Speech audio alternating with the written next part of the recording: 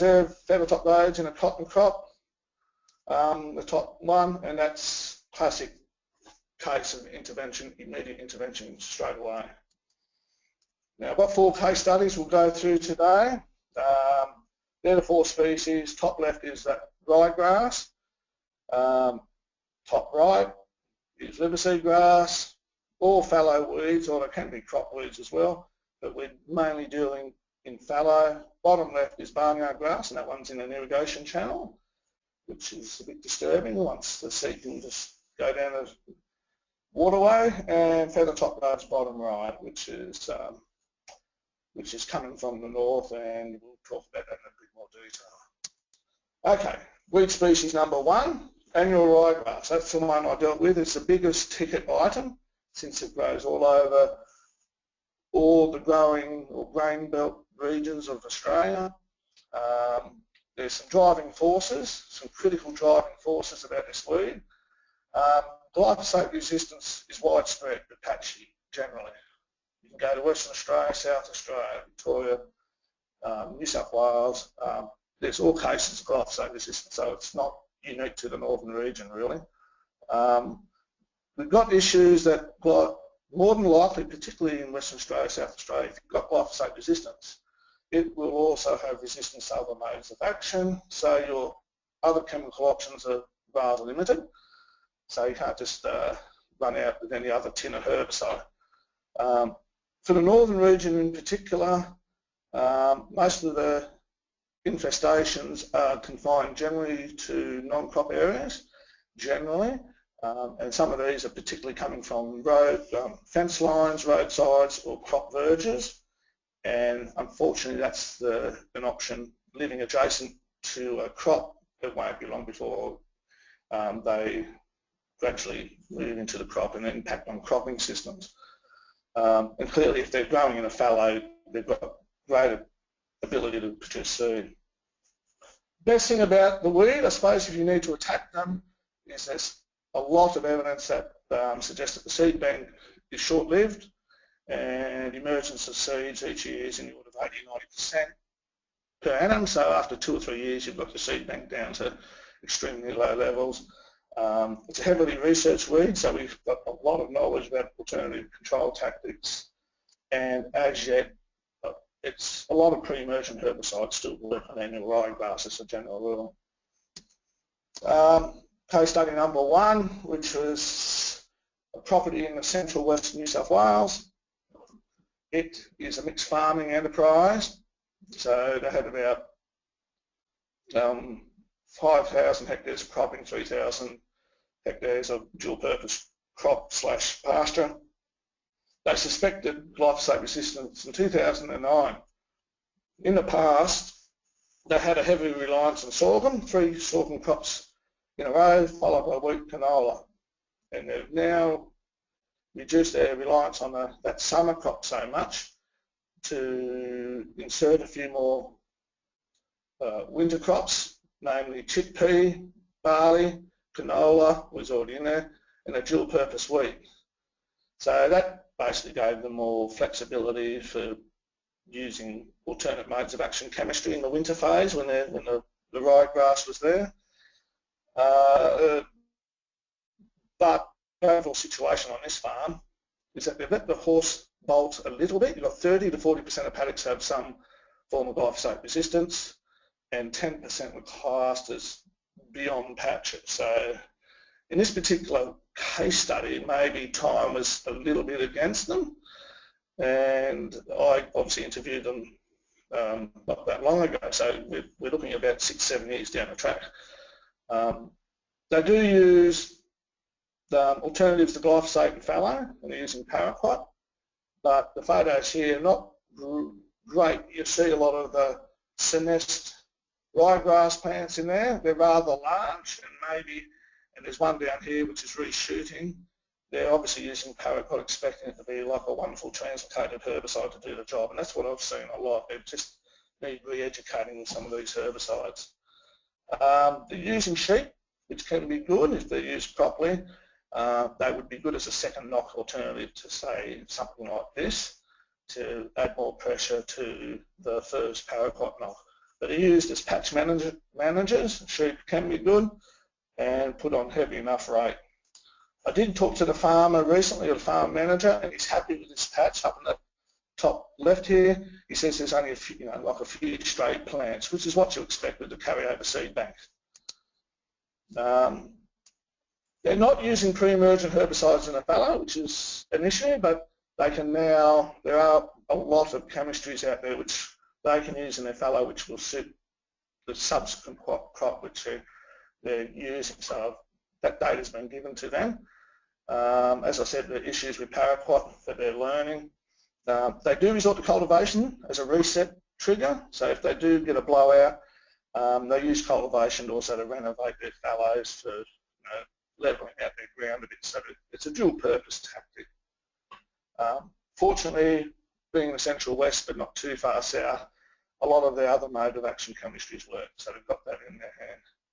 But on departure from their place, that bottom photo here on the left-hand side, you can see they've used paraquat, but the predominance of weed is very adjacent to a fence line, which suggests that the issue on the fence line is contributing to the in-paddock weed control burden. So they needed to step up there, and fortunately I had some information to give them to assist.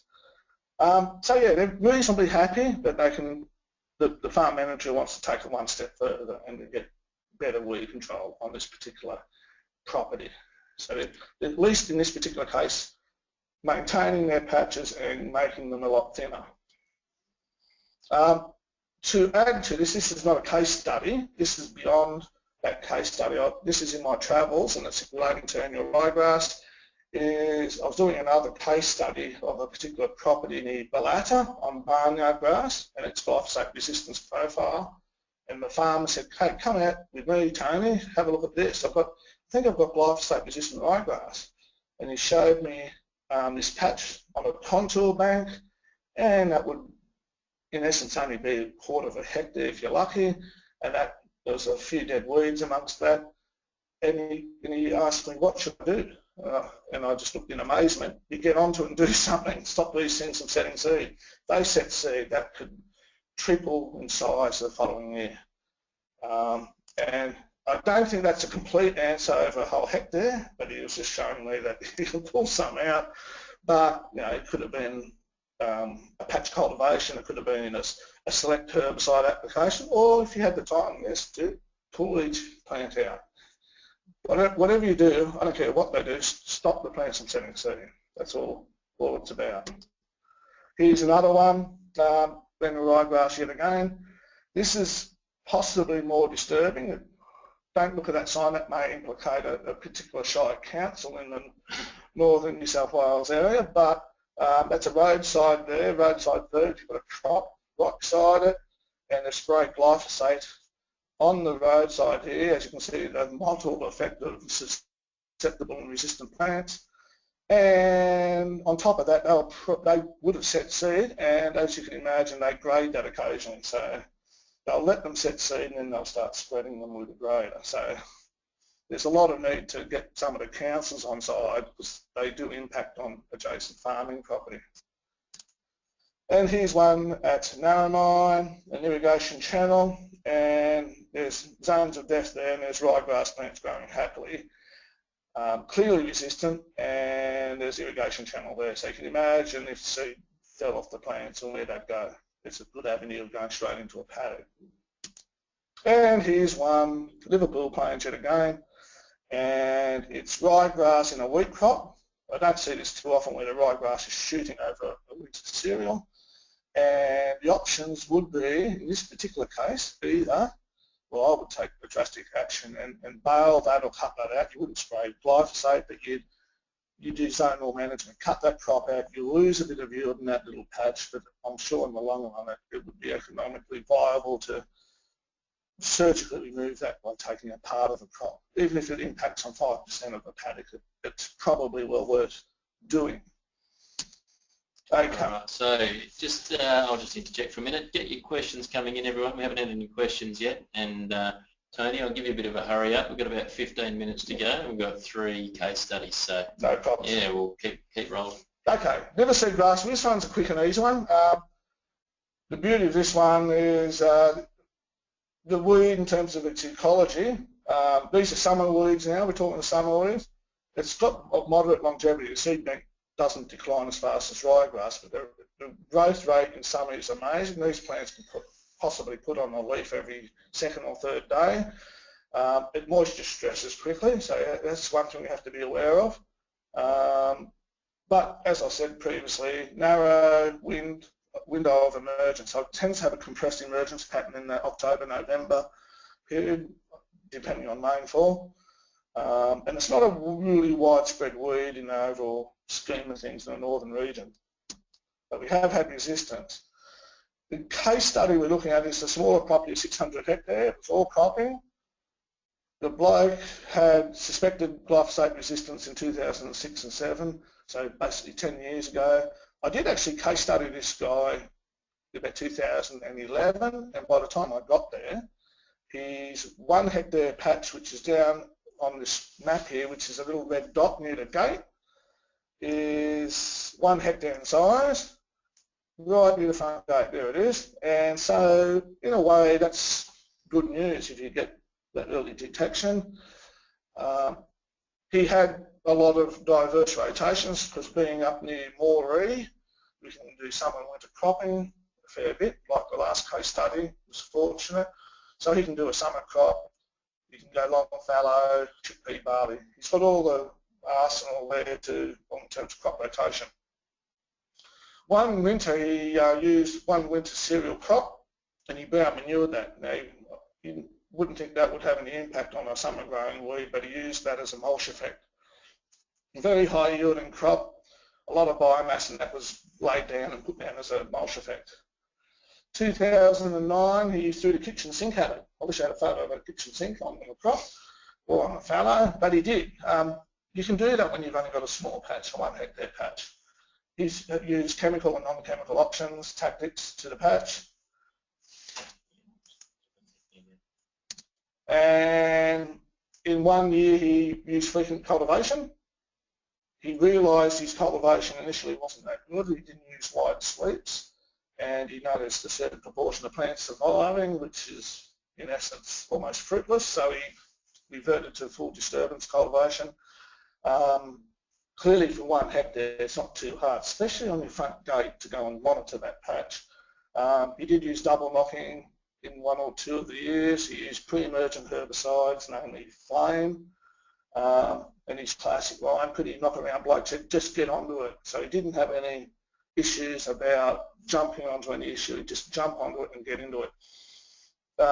He's not quite saying he's got eradication, even though you'd be flat out seeing the plant, because he's aware that glyphosate resistance could pop up anywhere on his farm.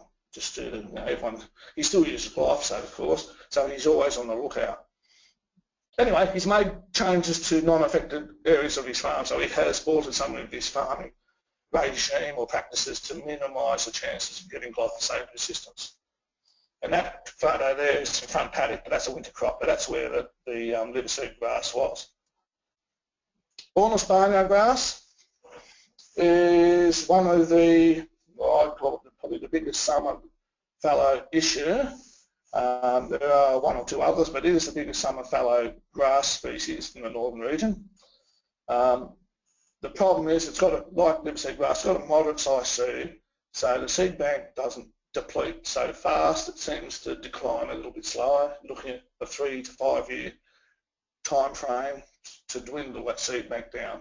Yet again, it grows very fast, it can moisture stress, it has fantastic seed production. You can see the plant down the bottom here, which may have 60, 70 tillers, and each panicle has at least 50 seeds. You can multiply that out, one plant can produce huge amounts of seed. It has a long period of emergence, and I've seen the plant emerge in March, just as it's cooling down into autumn.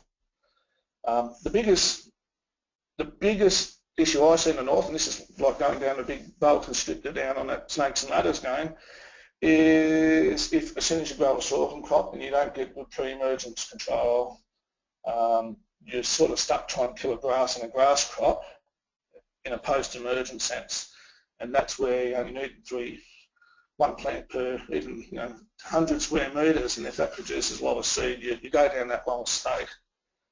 But it's susceptible to a lot of other modes of action chemistry out there, which is it's relative Achilles heel. So this property, the case study I've done, was out in the Western Downs in Queensland. It's a mixed farming property, relatively large, over 2,200 hectares. They had glyphosate resistance confirmed twice. They have a lot of, wheat is winter cropping. They have 3 consecutive crops of wheat and then a long fallow, 2 of sorghum, and then another long fallow. They understand that their long fallows give them opportunity to cultivate, particularly on their blowouts, which occur. But now they're starting to, and they regret not using the pre-emergent chemistries in their fallow a lot more in the past. That's what's led to their problem. One thing that they've noted, which sometimes is an issue, they've gone out and tried to spot spray on this large property where their resistance has sort of got away a little bit. Their patches are moderate. They've gone through and tried to spot spray, and they've found that counterproductive because they don't see the outlying small plants. They don't get back there in another couple of months. Those plants have set seed and started other little patches. So in that particular way, it's, I think, very time inefficient because they've just got too much to do. They do use a weed seeker, so optical spray technology, whichever one suits any farm. That just saves a lot of time. You can go over the ground in rapid time relative to hand spot spraying. But they're still putting glyphosate in that weed seeker. Well, that's an issue. They've done one good thing, Pete, as you said, but they've gone up a ladder but gone down a snake.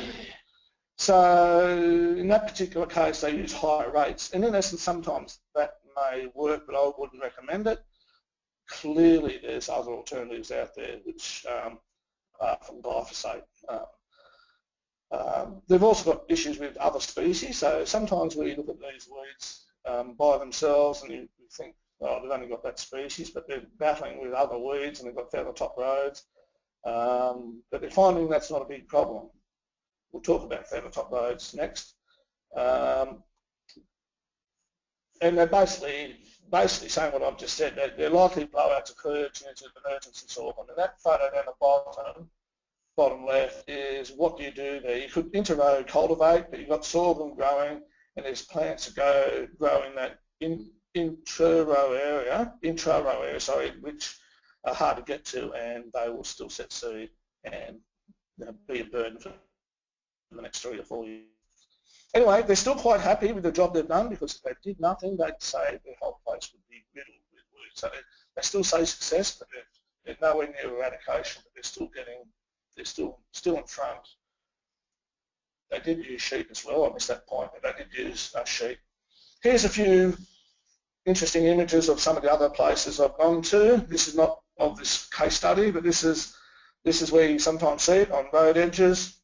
Sort of, it's not crop, but the crop's only about 3 to 4 metres to the left of that, but you'll see barnyard grass growing up on road edges. That's general hygiene. This is a farm which had glyphosate-resistant ryegrass, and the resistance was around the chicane, a paddock or 2 back behind that tree. And you'll see just a little outbreak here. It makes you wonder how that came there. Barnyard grass. Barnyard grass, and you'd think that most farmers, maybe in a rush, got mud all over their car with a few seeds stuck to the car, hooning around that corner, hooning hard, and a bit of mud flips off, bango. That's my interpretation, but why did that patch just pop up there? Makes you wonder that agricultural vehicles of any description are a good source of weed seed spread. And this is the same property, and it's on a headland. You can see the tyre tracking, and there's a patch there where a lot of transport. So let alone just going there, starting a patch, but then that patch can then start other patches if it's in a high trafficable area that will have seed, and then you can start spreading it all and sundry all over your place, wherever the seed decides to drop off. And this is the same farm You can see he has sprayed paraquat. You can see the burnt off plants. He did spray paraquat a little bit too late, some are re-tilling and reshooting. And in this particular time, it's getting late in the season. I know this was February, March. He just reset it by, in preparation for summer, he just cultivated. He didn't do the whole lot. I think he was going to do that later, but it makes a good photo that he's on a second knock and just taken out survivors. Last species is feathertop Rhodes. This case study was at Dalby in Eastern Downs, just west of Toowoomba, and Arnold was quite good about this because he knew about feathertop Rhodes even before he had it due to the advisory information out there, and then they had the 2011 floods, so he was onto it.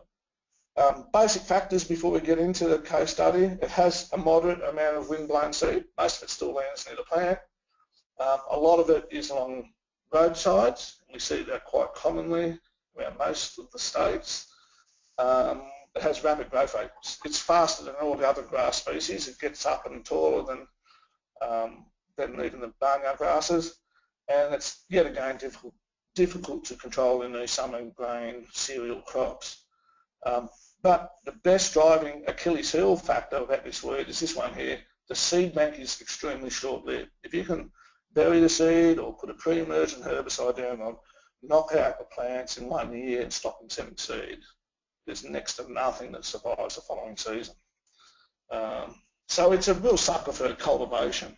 It really is a sucker. So, as I said here, the seed dies under burial. Next, so the case study, as I said before, it started in the 2011 floods. He knew glyphosate doesn't work. It wasn't officially confirmed, but a lot of he has used it and it does not work. It only got put on the register recently. He's changed his rotation from 3 sorghum crops, a chickpea and a long fallow, to reducing his reliance on sorghum, because that's an Achilles heel for the cropping system. So he reduced reliance. He put in some things like barley and mung beans, which gave him some alternative modes of action chemistry in summer. His biggest patch was only 5 hectares, so that's something. That's not huge. Relative to those last 2 case studies where their patches, I mean, the first and the third case studies where that was commonplace and there was lots more. He's using more pre-emergent herbicides, but this guy does a lot of patch management specific treatments. Thicker patches he treats with verdict followed by paraquat, which is a permit out there to use in a fallow, so that's a double knock. So he just goes over with a small boom and treats those specifically. He delays his summer crops to get a hit on the first flush of weeds, so these cleaner paddocks he will sow at appropriate times and delays his summer so he can get an effective knockdown. He gets out and hand chips his weeds. You know, this guy puts more emphasis on time with his weed control so he can get on top.